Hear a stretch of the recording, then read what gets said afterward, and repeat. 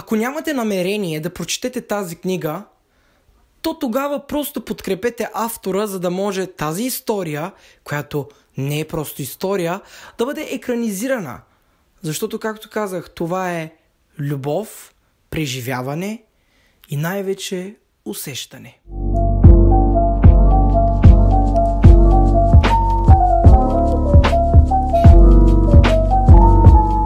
Здравейте на всички, аз съм Джан, а вие сте в моя канал Златните книги. Днеска съм тук, за да поговоря за една вече моя специална книга и всъщност виждате вече знаменцето и за какво ще иде реч в това клипче. Знаете, винаги предупреждавам и винаги казвам.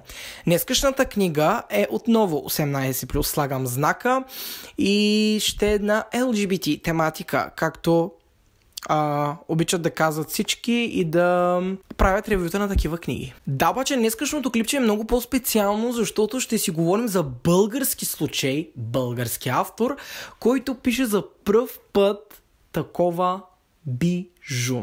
Така го нарича той, така ще го наричам и аз, защото наистина книгата се превърна от една от любимите ми. За съжаление обаче не мога да я добавя в Goodreads като прочетена, защото просто не може да се добави. Опитах се и аз, но ще видим дали ще има някакъв резултат. Мисля, че няма, по-скоро няма. Така, първо, това са ми любимите части. Не знам дали ще фокусира или как ще ала-бала. И съм изключително впечатлен, защото това не е просто история, както казах, това е преживяване, една наистина истинска любов. Сюжетът е твърде ясен и не е някакъв много разбъркан, объркан.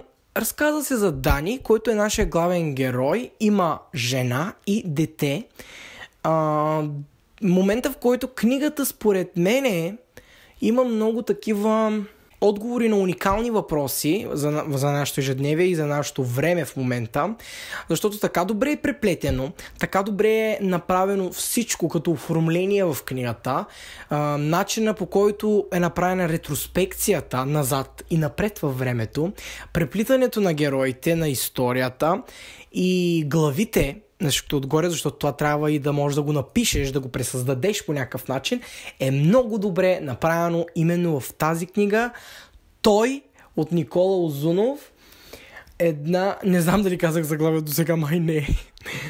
И да, направо нямам думи. Историята е толкова семпла, но същевременно като се прочете е толкова тежка и трудна за осмисляне. И най-вече да го преглътнеш и да си кажеш, че си прочел книга, а не просто книга, а това е книга като книга. Както казах, Дани живее напълно обикновен живот, докато обаче един ден не се среща с такъв уж бивш приятел в заведение. Ще разберете какво, що, как. Направо бях в шок начина, по който книгата завърши, защото това по-скоро е обвързано с книгата как завършва. На психическо ниво, на физическо ниво, инциденти, ала-бала, драма, екшън, всичко е в тази книга. Не е напразно такава тухла. Така че, да. Дани се сеща всъщност, като е в това заведение с жена си, мисля, че беше и с детето, за голямата си любов от студентските години, като вече са минали 6 години, откакто той е завършил, мисля, че долу-горе, от инцидента, нека така да го кажем. И той все още не може да забрави какво се е случило и как начина му на книгата е всъщност начина му на превъзмогване на тази любов и дали всъщност ще може да я превъзмогне. По някакъв начин ще разберете, като прочетете просто книгата. Защото, както казах, това не е книга, а това е книга като книга. Аз наистина не знам повече какво да кажа за книгата, защото всичко, както казах, много лесен сюжет, но е уникално почувствана, написана. Нямам думи за еротичните сцени, нямам думи за любовните сцени, чисто визуално как изглеждат нещата, как е речта им, как е направено и така. И това, като се сетиш, че от български автор, е още по-хубаво чувството и незабравимо става преживяването ми с тази книга. И усещате наистина героите какво мислят. В книгата имаше разсъждения на Дани и на най-различни герои, нали? В книгата има разнообразие от герои, Но всъщност, нали, се сещате, че това го е написал някой човек, автора, и се изисква според мен изключително много труд, ресърч и опит, за да може да се напише, защото не е шега работа и не е толкова лесно. От друга страна мога да кажа, че той се е справил уникално с тази си задача. Нямаше наистина издънки. На моменти може би само беше ми леко скучно. По средата вече беше се случило, но след това те грабва и направо не знам на къде те мята тая книга. Аз бях в шок по начина, по който свърши, защото по принцип от любовни романи аз не очаквам много. Нали, това всеки го знае. Но точно тази книга е вала. Причината, поради която е написана книгата, според мен има една истинска битка с българина и хората, които живеят тук, а именно да приемем различните, да ги закриляме, да няма някакъв вид предразсъдъци, обиди, екшън, някакъв вид насилие и така нататък. Според мен книгата това много добре го отразява и го споменава в книгата автора, защото имаме сцени с родители, което е много важен елемент. Всичко почва от там, от семейството. И това го има. Нали, не четем просто някакви розови хубави сцени или само мрачни сцени.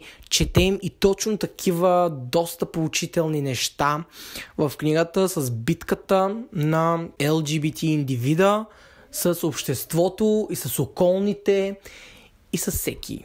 Другата причина, поради която правя ревю на тази книга, е, че не само защото е такъв любовен роман, който ме е впечатлил, а защото има и български елементи. Защото много лесно можеше автора да направи някаква американска история или английска история, да сложи някакви такива американски, английски имена, нали, да стане американско, като по сериалите, но имаше частица от българското и се усещаше емоцията. 18 плюс елементите, нека не коментирам, а просто ви оставя с вашето въображение и с вашите мисли, докато четете книгата, защото там просто няма какво да се коментира. Бруталност, истинско чувство, нямам думи. Нека си поговорим, да оставим книгата на страна за дизайна и за всичко. Според мен корицата е една от уникалните. Още първия път, като я видях, също малко наистина не ми приличаше на нещо българско и така нататък, но ме привлече, често казвам, и затова и тези sticky notes отстрани са ми в същия цвят, да си подхожа с корицата и с надписа той. Има много смисъл. Има много смисъл. Ще разберете кой е той, защото докато четях книгата имах много въпроси, защото работя в офис и клиентите, които идват и питат кой е той, аз не отговарям нищо, просто се смея, нали? Той си е той, нали? И по този начин имаше някаква шегичка между клиентите и мен. Нека така да го кажем. Другото, което началото на това клипче, как започна, че искам точно тази история да бъде превърната в филм, екранизирана, защото може да се получи нещо много качествено и наистина да ви хване за гърлото. Защото само с книга мисля, че няма как да се размине това нещо. Особено пък ако стане и поредичка, може би, трилогия. Ако е замислено нещо, може да се напише, не знам. И да, само да я отбележа, че може да си поръчате книгата, като пишете на автора, ще сложа линк към Instagram профила му, не знам другаде къде какво що продава, но може да му пишете направо на него, ще получите книгоразделител, автограф и послание лично за вас, така че според мен офертата е готинка и се възползвайте. Мисля, че остават и малко бройки, така че да. Нека това да е от това клипче, надявам се то да ви е харесало, ако е така, просто може да го харесате, да споделяте и ще се видим, когато се видим. Чао за сега!